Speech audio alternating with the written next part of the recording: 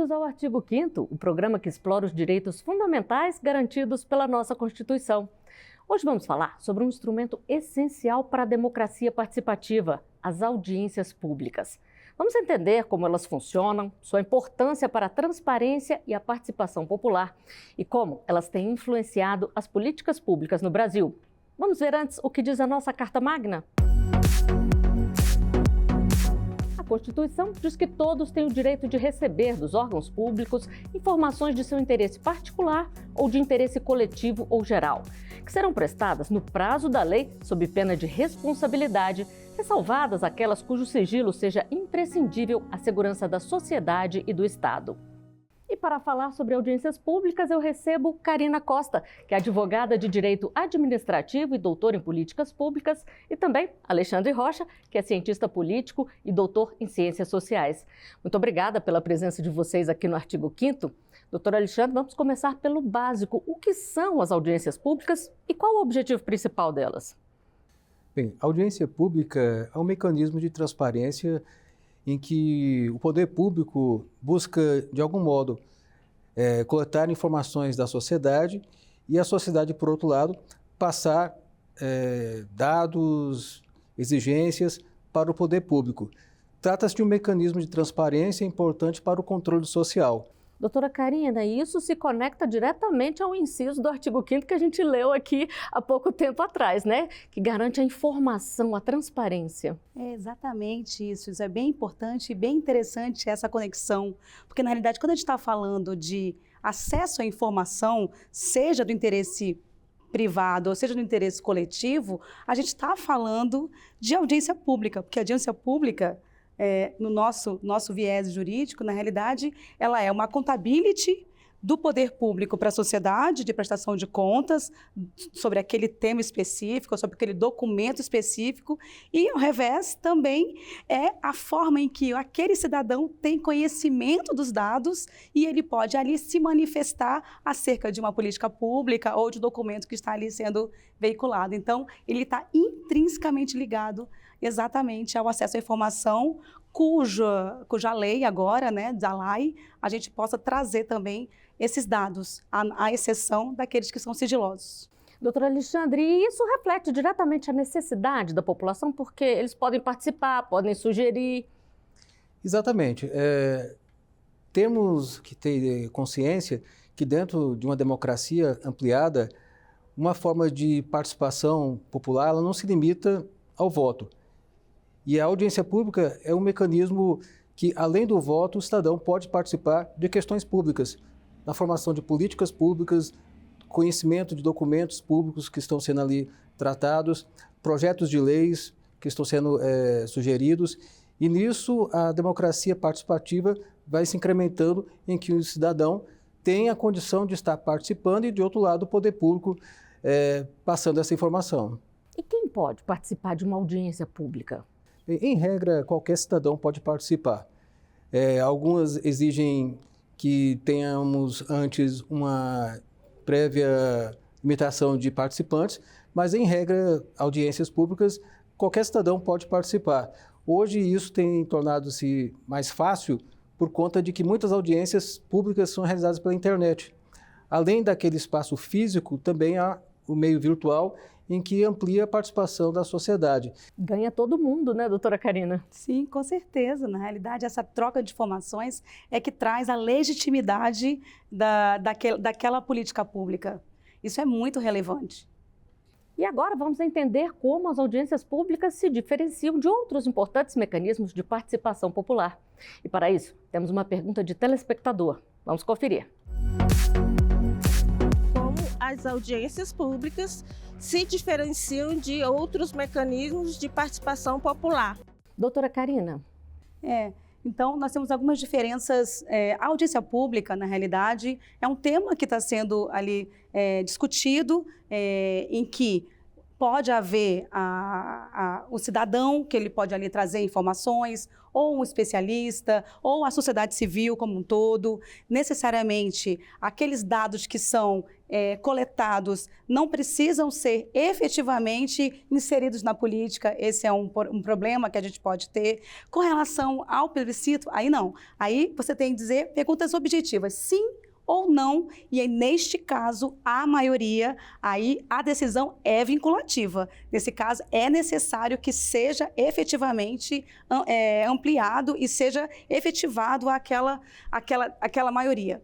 Já a consulta pública, diferente da audiência pública, aí tem um documento que já está pré-estabelecido, em que também há esse debate para verificar erros, falhas ou alterações possíveis para melhorar aquela política. Pois é, doutora Alexandra, a doutora Karina falou aqui que não necessariamente, não obrigatoriamente, o que é decidido numa audiência pública tem que constar ali naquela lei ou naquela política. Mas como fazer? Garantir, fazer valer essa vontade da população que esteve lá, que se mostrou, que participou? Bem, este é um gargalo que nós temos nas audiências públicas em relação à efetividade do que está sendo apresentado pela sociedade para o resultado da política pública. Há estudos que apontam em relação a problemas na sistematização do que é apurado pela sociedade, o que é levado pela sociedade, e como isso se torna instrumento dentro de uma política pública, por exemplo. Essa carência de sistematização gera, do outro lado, uma falta de devolutiva para a sociedade. E com isso, a audiência pública, embora seja um instrumento importante, perde a sua funcionalidade, que é de ter coletado opiniões, sugestões da sociedade e, de fato, poder implementar dentro de uma política pública. Então, este é um gargalo que ainda nós observamos, mas o que pode ser feito? O poder público tem que ter maior comprometimento na realização desses mecanismos no sentido de sistematizar as opiniões, as sugestões da sociedade e levar isso para um documento dentro do possível. E a sociedade, de outro lado, procurar verificar o resultado desses documentos posteriormente. A sociedade pode e deve cobrar, então, né?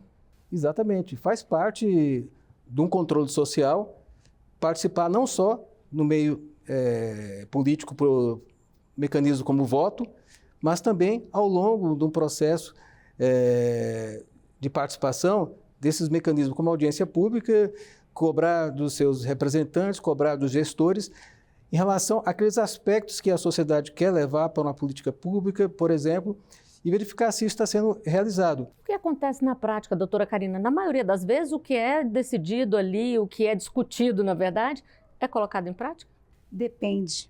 Depende do poder. Então, veja, eu participo muito de audiências públicas do Executivo, Anvisa, que são online. Muitas das vezes existe só uma proforma, você está ali cumprindo aquela legislação, mas muitas das vezes aquelas discussões que estão sendo travadas ali, extremamente importantes, não são levadas a efeito ao documento.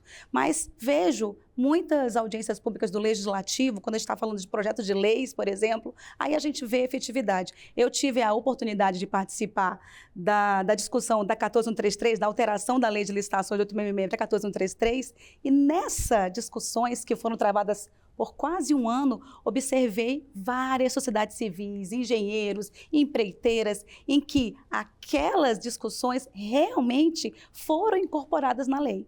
E é uma forma de ter opiniões de especialistas ali, né? Exatamente, que devem ser incorporadas, que são importantes de estarem ali sendo essa troca, porque é isso que traz a informação. Quanto mais subsídios e quanto maior você amplia esse leque, mais possibilidade você vai ter de uma lei, ou de um projeto, ou de uma política pública melhor. Bom, a senhora falou aqui de audiências públicas no Executivo e no Legislativo, e a gente também realiza audiências públicas no Judiciário. E nós vamos acompanhar agora uma reportagem da Rádio TV Justiça que traz todos os detalhes de uma importante audiência pública sobre o sistema prisional no nosso país. O encontro foi organizado para que o governo possa receber contribuições na elaboração do Plano Nacional para o enfrentamento ao estado de coisas inconstitucional nas prisões brasileiras. O Supremo Tribunal Federal reconheceu a violação massiva de direitos humanos no sistema prisional e identificou 3 grandes problemas: a má qualidade das vagas e superlotação dos presídios, uma política equivocada com encarceramentos desnecessários e falhas na saída do sistema, com manutenção de presos que já cumpriram pena. O STF deu 6 meses de prazo para que o governo federal elabore um plano nacional de enfrentamento que servirá de base para os estados e o Distrito Federal prepararem planos locais que deverão ser implantados em até 3 anos. O presidente do Conselho Nacional de Política Criminal do Ministério da Justiça, Douglas de Mello Martins, afirmou que a decisão do STF é a oportunidade de enfrentar uma política equivocada de segurança pública. Lamentavelmente, muitas instituições se movem no sentido de apontar o caminho fácil, do discurso fácil, da promoção do encarceramento em massa como política pública para garantir a materialização do direito legítimo à segurança pública. E, portanto, é exatamente por esse momento difícil que vivemos, o contexto em que estamos inseridos, é que colocamos como uma oportunidade gigantesca o que o Supremo Tribunal Federal teve a coragem de fazer. Doutor Alexandre, essa audiência pública discutiu sobre o sistema prisional. Qual a importância da transparência e de definir novas políticas públicas a partir desses conhecimentos? É fundamental, especificamente nessa área prisional, esse mecanismo de audiência pública, para que a sociedade tenha conhecimento da precariedade em que se encontra o sistema prisional. E com essa amplitude em relação a essas informações, a sociedade pode ter uma visão diferente sobre o sistema prisional.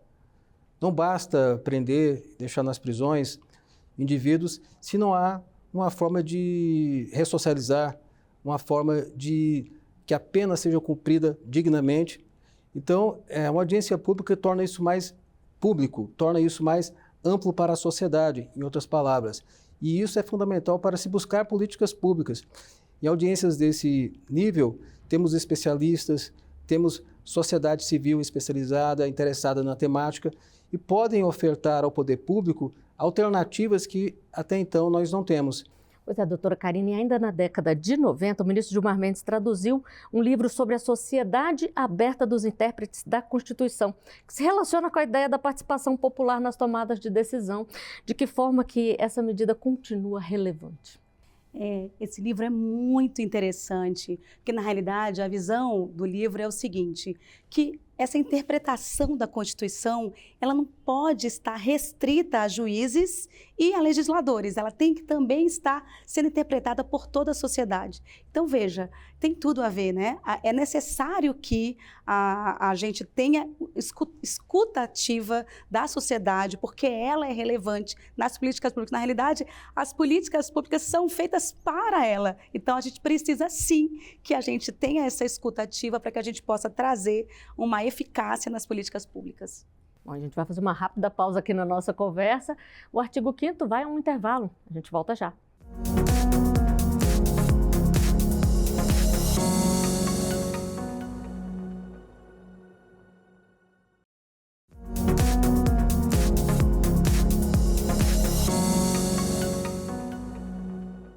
O artigo 5º está de volta, hoje falando sobre um importante instrumento para a democracia participativa, as audiências públicas. E eu continuo conversando sobre esse tema com Alexandre Rocha, que é cientista político e doutor em ciências sociais, e com Karina Costa, que é advogada de direito administrativo e doutora em políticas públicas. E agora que a gente já entendeu como funciona uma audiência pública, vamos saber qual a origem histórica desse importante mecanismo. Então vamos lá, doutor Alexandre, conta pra gente como é que surgiu aí a ideia de fazer uma audiência pública sobre determinado tema. De algum modo, consulta à sociedade não é novidade. Até no período colonial já se tinha alguma espécie de consulta. Mas o mecanismo audiência pública, como nós conhecemos, é parte do processo de democratização. Então convém a gente tratar dele melhor a partir dos anos 80, que nós tivemos a abertura democrática. Algo que, para legitimar as ações de uma democracia que estava ali nascendo, as audiências públicas foram importantes para que a sociedade tivesse conhecimento dessa nova era que estava surgindo. Isso aconteceu muito, por exemplo, no período constituinte, em que a participação de movimentos da sociedade civil, diversas organizações diversas também em termos de especialistas, puderam, de algum modo, influenciar os legisladores da época, os constituintes, para formar a Carta que nós temos hoje, de 1988. E isso impactou, por exemplo, mecanismos como nós temos audiências públicas consolidadas na área do meio ambiente, em que foi algo inaugural na Constituição de 88, mas veio anteriormente por meio de medidas que buscavam trazer a opinião pública para participar desses processos. E é possível resgatar qual foi a primeira audiência pública do Brasil? Em termos desse processo democrático, me recordo que, por exemplo, o Conselho Nacional do Meio Ambiente, em 1986, ele fez um regulamento estabelecendo que seria necessário, ou pelo menos de uma forma facultativa, a exigência para que se tivesse audiência pública em casos de obras com impacto ambiental. Nesse começo surgiram as audiências públicas no meio ambiente, mas tivemos outras na área de saúde para a formação do que nós temos hoje, do Sistema Único de Saúde, que foi feito por um movimento muito forte, sanitarista, na base das prefeituras, dos governos estaduais, até chegar ao governo nacional, em que diversos grupos estavam participando de conselhos por meio de audiências públicas. Então, numerar uma é difícil, mas tivemos várias dentro desse processo de democratização. Mas já ideia aí de quais foram as primeiras. Agora, no judiciário é possível dizer qual foi a primeira. Foi em 2007, né, doutora Karina? É muito interessante, que eu me lembro que foi na presidência da ministra Ellen Grace. E quem teve a ideia de proporcionar essa primeira audiência pública foi o ministro Carlos Aires Brito. E aí ele utilizou do artigo 9º da lei da ADIM, que diz exatamente que é possível, em casos em que haja alguma dúvida de algum tema muito técnico e complexo, você pode se utilizar de especialistas para que você possa tratar desse tema. Então, foi tratado na lei da biossegurança, exatamente, e a pergunta em que foi discutida é: o que é a vida? Por quê? Porque, na realidade, a gente estava aqui falando exatamente das células-tronco, se era possível fazer pesquisa com célula-tronco. Então, a discussão do que é vida seria importantíssimo ou imprescindível para evitar qualquer tipo de discussão acerca de aborto e etc. Então, houve esses especialistas, então houve uma audiência pública rigorosa, e é interessante que na audiência pública do judiciário, a gente não pode ter esse diálogo, existe apenas a coleta de dados. Com isso, verificou-se que, de fato, essas células não teriam constituição de vida, e aí foi julgado improcedente essa ADIM. É muito interessante. Já começou com um tema complexo, né? Muito complexo e bastante discutido na época, né? Porque discutir o que é vida é bastante complexo. E como é definido se um tema precisa ir para uma audiência pública ou não, doutor Alexandre? O poder público, por exemplo, o executivo, ele tem a faculdade de apresentar uma proposta para audiência pública. Ou, senão, a própria sociedade pode solicitar que seja feita uma audiência pública. Geralmente ocorre quando o tema é muito complexo e busca-se, por meio da audiência pública, alcançar consensos, em que a sociedade civil seja ouvida de um lado, o poder público manifeste de outro. Então, a busca de consenso é o que se tem ali com o objetivo de uma audiência pública. E nós recebemos uma pergunta de telespectador. Vamos ver. Quais os critérios para que uma audiência pública seja considerada legítima e eficaz? Doutora Karina. Eu creio que aqui a transparência, eu acho que é um dos pontos principais, e a participação popular efetiva, não apenas formal, ela tem que ter realmente essa participação, tem que haver toda uma publicidade antes de quando que vai haver audiência, tem que haver os critérios bonitinho, tem que haver a sociedade, tem que haver a participação do cidadão, da sociedade civil, dos especialistas, dos acadêmicos, para que a gente possa trazer numa discussão muito mais ampla. Isso tem que ser gravado, tem que ser perpetuado nas redes. Eu acho que essas são as grandes características para que a gente possa ter uma audiência pública de verdade, eficaz. A senhora falou uma coisa interessante, então tem que ficar disponível depois. Para quem não participou ali na hora, pode procurar se inteirar do assunto. Exatamente, tem que estar disponível, até porque essas discussões elas têm que ser perpetuadas. Como diz, os temas são complexos, então a gente precisa trabalhar nessa política pública, e a política pública é uma dinâmica, né, doutor? Então ela é constante, ela tem que estar o tempo todo sendo reformulada, porque a sociedade se reformula. Doutor Alexandre, como está a participação da sociedade civil e dos movimentos sociais nas audiências públicas? Em geral, a audiência pública, ela, dependendo da temática, ela envolve movimentos que fazem parte daquela temática. Então, a gente verifica que movimentos sociais, grupos específicos da sociedade, grupos de interesses que têm uma afinidade com a temática de uma audiência pública, em regra, eles participam e buscam, de algum modo, ter aquele espaço como um mecanismo para tentar modificar ou inserir ou propor alguma medida dentro de uma política pública, de um projeto de lei, de um documento. Isso é importante, né? Agora, a sociedade também pode propor uma audiência pública, doutora Karina, ou tem que partir do órgão que está discutindo ali? Em tese, pelas legislações, tem que haver a proposição do poder, que seja executivo, seja legislativo, para que essa política seja feita, tem que ser do órgão para a população. Não me recordo de nenhuma legislação que seja ao revés. Bom, e antes da gente finalizar a nossa conversa, eu chamo a última pergunta que a nossa produção recebeu. Quais foram os principais avanços conquistados por meio das audiências públicas ao longo desses anos? Doutor Alexandre, o que a gente pode dizer que avançou aí, de que forma a audiência pública contribuiu para a gente continuar andando aí? Contribuiu como um processo de democratização para a sociedade em relação às políticas públicas, às decisões públicas. Isso é importante para o fortalecimento da cidadania e do empoderamento do cidadão na confecção, na implementação das políticas, das definições das leis. Então, no processo de democratização, a audiência pública fortaleceu a cidadania. E, de outro lado, amadureceu do poder público a questão de ser transparente, de ser accountable com o que é a coisa pública. E isso é um processo que, como foi bem dito pela doutora Karina, é um caminhar. Não é simplesmente achar que chegamos a um ponto final, mas é um caminho em que as audiências públicas, quando se tornam mais frequentes, a participação, de outro lado, também tende a ser mais frequente.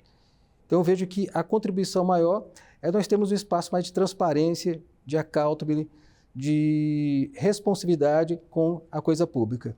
Isso também faz com que a população se sinta mais incluída na discussão e participe mais de outros movimentos, de outros mecanismos também?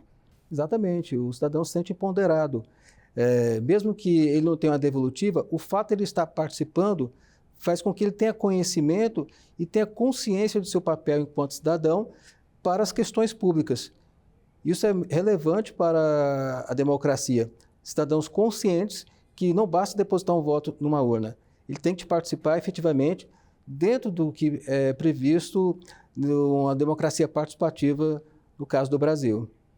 Doutora Karina, e para a gente encerrar, o modelo que a gente tem hoje de audiência pública, ele é eficaz? Precisaria de alguma mudança? Depende. Depende muito mais daquele que está realizando a audiência do que do próprio cidadão. Na realidade, eu acho que é uma via de mão dupla. Daquele, seja o legislativo, seja o executivo, por exemplo, é necessário que efetivamente não seja apenas cumprimento de normas. É necessário que eles tenham a imparcialidade de receber todas as informações e conseguir que essas informações possam realmente influenciar nas políticas que eles estão elaborando, que aquele documento seja, na realidade, um consenso entre todos aqueles que participam daquela audiência pública em si. E, por outro lado, o cidadão ele tem que participar mais, ele tem que estar ali atento, fazendo a contabilidade, buscando saber o que aconteceu, se houve essa devolutiva de fato, se aquilo que foi implementado, ele realmente, ela é o resultado de todos os compilados que foram ali discutidos naquele momento. Então, depende do órgão. Eu vejo que o legislativo é muito mais eficaz nas políticas públicas do que o executivo. O executivo tem que avançar um pouco mais. E a senhora falou de cumprir normas, regras. Alguns temas têm a obrigatoriedade de ter uma audiência pública? Sim. Tem algumas legislações, principalmente a ambiental, que são obrigatórias a realização de audiência pública, outras são facultativas. Então, por exemplo, numa lei de licitações, se porventura eu estou fazendo um edital de grande envergadura ou de alguma coisa muito complexa sobre medicamentos, a Anvisa normalmente ela propõe audiências públicas para discutir as matérias. Mas nem sempre essas audiências públicas elas estão efetivamente incorporadas sobre aqueles temas que foram discutidos ali naquele momento. Bom, e assim o nosso artigo 5º de hoje chega ao final.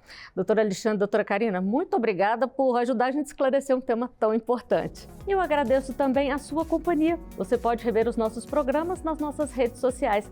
Você encontra a gente pelo @Rádio e TV Justiça. Até o próximo artigo 5º. Tchau!